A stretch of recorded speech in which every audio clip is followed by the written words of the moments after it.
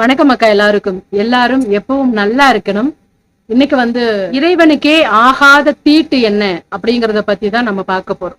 பொதுவா நம்ம எல்லாருமே தீட்டு அப்படின்னு சொன்னா ஒரு சில விஷயங்கள் பார்த்திருப்போம். பெண்களினுடைய மாதவிடாய் அது தீட்டு அப்படின்னு ஒதுக்கி வச்சிருவோம். இரண்டாவதாக குழந்தை பிறந்திருக்கும், அந்த வீட்டை பார்த்தோம்னா நம்ம தீட்டு அப்படின்னு சொல்லுவோம்.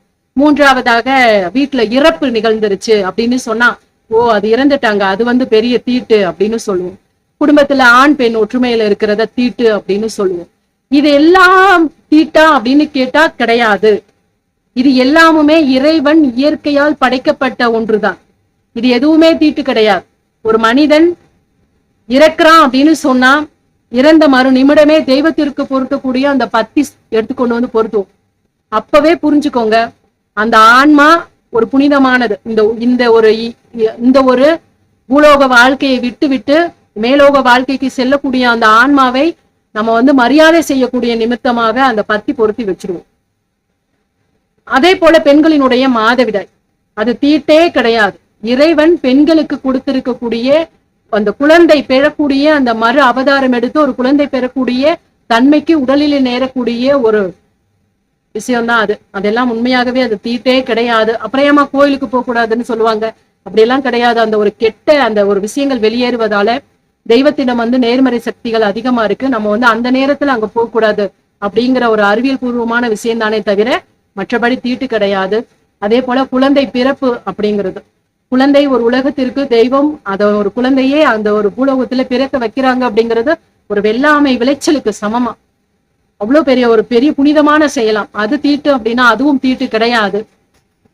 அப்போ எதுதாம்மா தீட்டு? இறைவனுக்கே ஆகாத தீட்டு அப்படின்னு சொன்னா என்னதான் தீட்டு? இறைவனைவே போய் அடைய முடியாத அளவுக்கு அந்த தீட்டு மனிதர்கள் கிட்ட நிறைய இருக்கு. இறைவனை ஏற்றுக்கொள்ள மாட்டானாம். அந்த ஒரு ஆன்மாவை இறைவன் தான் பக்கத்துல அண்ட கூட விட மாட்டார். அப்படிப்பட்ட தீட்டுகள் என்ன தெரியுமா? பஞ்சமா பாதகங்கள் என்று அழைக்கப்படக்கூடிய காமம், குரோதம், லோபம், மதம், மார்ச்சரியம், இந்த 5 பஞ்சமா பாதகங்கள் இருக்கக்கூடிய மனிதர்களை இறைவன் கூட மன்னிக்க மாட்டார். அது ஒரு மிகப்பெரிய தீட்டு. என்னதான் நம்ம தெய்வம் சாமின்னு போய் கும்பிட்டாலும் அவர் பக்கத்துல அண்டவே விட மாட்டாராம், ஏற்றுக்கொள்ளவே விட மாட்டாராம். முதல்ல பெண் பொன் இது ரெண்டுமே, இந்த பொன்னாசை பெண்ணாசை உடையவர்கள் கண்டிப்பாகவே மிக மிக மோசமான ஒரு மனநிலை படைத்தவர்கள். இறைவனை இந்த காலம் இல்ல எந்த காலத்திலுமே அடைய முடியாத தீட்டில அது பெண் மீது தீரா காமம் கொள்ளக்கூடிய மோசமான சிந்தனை உடையவர்கள். அதே போல பொன் மண் எல்லாம் ஒண்ணுதான், சொத்து சோகம் இதெல்லாம் நம்மளே எடுத்துக்கணும்னு 24 மணி நேரமும் அதே சிந்தனையில் இருக்கக்கூடிய மனிதர்கள். இரண்டாவதாக கோபத்தை விட ஒரு கொடிய விஷயம் எதுவுமே கிடையாது. நீங்க நல்லா சிந்திச்சு பாருங்க, ஒரு கோபமா இருக்கக்கூடிய எந்த மனிதர்கள் கிட்டயுமே போய் பேசவே முடியாது. அவன் என்ன பேசுறான்னு அவனுக்கே தெரியாது. அப்படிப்பட்ட கோபம் எல்லா நேரத்திலையும் அந்த கோபம் மனதுல கொண்டிருக்கக்கூடிய மனிதர்களை இறைவன் அண்டவே விட மாட்டார். பக்கத்துல எந்த காலத்திலயும் அண்ட விட மாட்டார். கோபம் மாதிரி ஒரு மோசமான ஒரு செயல் எதுவுமே கிடையாது. சில பேர் இருப்பாங்க, எல்லாத்துக்கும் கோபம், என்ன மாதிரி யாருமே கிடையாது, எனக்கு பாத்தீங்கன்னா அப்படின்னு. காரணமில்லாத கோபம் கூட வீண் விரயமான செயல்தானே தவிர நியாயமான செயல் கிடையாது.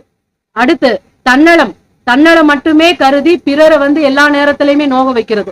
தான் செய்யறதா சரி, நான் தான் எல்லாம், நான் தான் இங்க அப்படின்னு சொல்லி சுற்றி இருக்கக்கூடியவர்களை நோக வைக்கிறது, கஷ்டப்படுத்துறது. நான் செய்யறதா சரி அப்படின்னு சொல்லி தன்னுடைய நலனை மட்டுமே முன்னிறுத்துறது. எல்லா வகையிலையுமே நம்ம பல பேரை பார்த்திருப்போம். இவ்வளவு சுயநலமா ஒரு மனிதர் இருக்க முடியுமான்ற அளவுக்கெல்லாம் நிறைய பேரை கடந்து வந்திருப்போம், இன்னும் கடந்து கொண்டே இருப்போம்.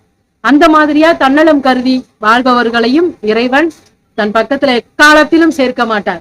அடுத்து நான் தான் பெரியவன், என்னதான் நீங்க எல்லாருமே நான் சொல்றபடிதான் கேட்கணும், நான் சொல்றது மட்டும்தான் சரி அப்படின்னு சொல்லி தான் பெரியவன் அப்படின்னு சொல்லி நினைக்கக்கூடியவர்கள், தான் வணங்கக்கூடிய தெய்வம் தான் பெருசு அப்படின்னு சொல்லி பேசக்கூடியவர்கள் நிறைய பேர் பார்த்திருப்போம். அதே போல மதம் சார்ந்து கூட சொல்லலாம், தான் மதம் தான் பெருசு, தான் வணங்கக்கூடிய தெய்வங்கள் தான் அருள் கொடுக்கும், மற்ற தெய்வங்களை பற்றியெல்லாம் அப்படியே ரொம்ப சீப்பா கீழ்த்தரமா பேசுறது, அதெல்லாம் மிகப்பெரிய பாவம். இறைவன் ஏற்றுக்கொள்ளவே மாட்டாரா. இங்க இருக்கக்கூடிய இப்ப நான் வணங்குற தெய்வம் பெருசுன்னு சொல்ல உரிமை இருக்கு, ஆனால் அடுத்தவங்க வணங்கக்கூடியது சிறிது அப்படின்னு சொல்ற உரிமை இங்க யாருக்கும் கிடையாது இல்லையா? அவர்களையும் இறைவன் தன் பக்கத்துல கூட அண்டவே விட மாட்டார் எக்காலத்திலையுமே. அதே போல அடுத்தவங்களை பத்தி பொறாமப்படுறது, கெட்டது நினைக்கிறது, ஐயோ அவங்க நல்லா வாழ்றாங்களே அப்படின்னு நினைக்கிறது நிறைய பார்த்திருப்போம் இல்லையா? ஒருத்தரை பத்தி அவதூறு பேசுறது, இல்லாத பொல்லாதது பேசுறது, புறணின்னு சொல்லுவாங்கல்ல, அந்த மாதிரி பேசுறது, இவன் நல்லா இருக்கானே அப்படின்னு சொல்லி மனதளவுல புகஞ்சுக்கிட்டே இருக்கிறது, அவங்கள பார்த்து எரிச்சல் விடுறது, இப்படி பார்க்க போனா உறவுகளுக்குள்ளேயே போய் செய்வன வைக்கக்கூடிய தன்மைகள்லாம் நடந்துருது, நம்ம நிறைய பார்த்துட்டு இருக்கோம்.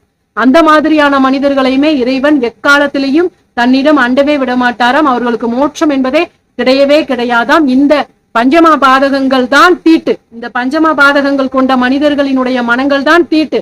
மனிதர்கள் தான் தீட்டே தவிர மற்ற எதுவுமே தீட்டு இல்லை. அதனால எப்பவுமே அடுத்தவர்களுக்கு தீங்கிழைக்காமல் ஒரு பெரிய ஒரு அமைதியோடு பக்குவத்தோடும் நமக்கு கொடுத்திருக்கக்கூடிய இறைவன் நமக்கான பாதையை கொடுத்திருக்கிறார், நமக்கான வாழ்வை கொடுத்திருக்கிறார், நமக்கான கடமையை கொடுத்திருக்கிறார். அதுல அமைதியோடு ஆறாவாரம் இல்லாமல் மிக சரியாக எடுத்து வைத்திருக்கக்கூடிய ஒவ்வொரு அடியிலும் இறைவன் நம் பக்கத்துல ஒரு அடி எடுத்து வச்சிட்டு இருக்காரு அப்படிங்கிற எண்ணத்தோடு சிறப்பான ஒரு வாழ்வை, நிம்மதியான ஒரு வாழ்வை எல்லோரும் வாழணும் என்ற அருளாசியோடு இன்னைக்கு இந்த பதிவை பகிர்ந்த மகிழ்ச்சியோடு விடைபெற்றுக்கிறேன். நன்றி, வணக்கம்.